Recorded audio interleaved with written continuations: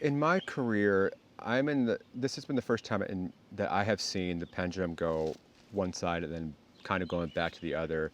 For me, it's the first time because when I started, it was analog, Hmm. and now I've seen the pendulum go to digital, and I've seen it now kind of come back. Hmm. What's your advice to younger engineers that want to get into either plugins or outboard gear? Because I kind of equate it to I want to go fishing, and now you're at Bass Pro, you're looking at all the lures, the lines, and everything. So if you could kind of get rid of some of the noise for a little bit and say, hey, focus on effects or Hmm. outboard, or it doesn't need to be specific equipment, but what would you say is like, hey, focus on this and then expand from there? If there was a tool, a type of tool that I would encourage people to look into, and I would encourage this as a tool because it's kind of a multi-tool.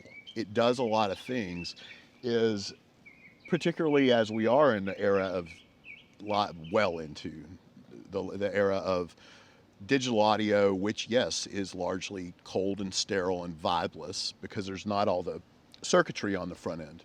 There's not all the transformers and the tubes and just the iron and the rolled off frequency responses and the limited dynamic range.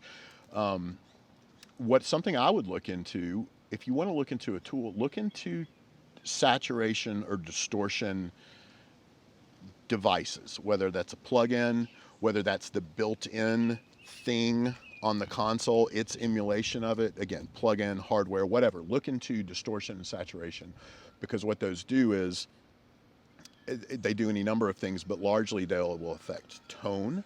So there's your EQ.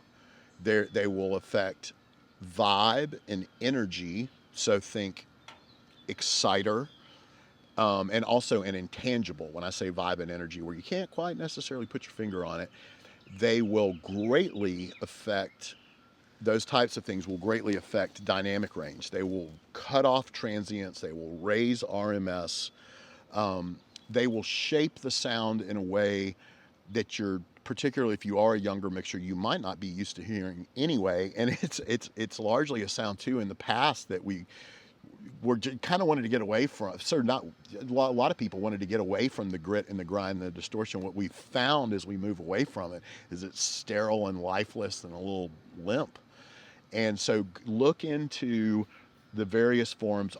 From the extreme, it is distortion. At its very simplest, it is harmonics. Somewhere in the middle is saturation. I would encourage people to really look into learn the sounds, the various flavors, but understand the why of it too. Why is it making it sound this way? And it's doing it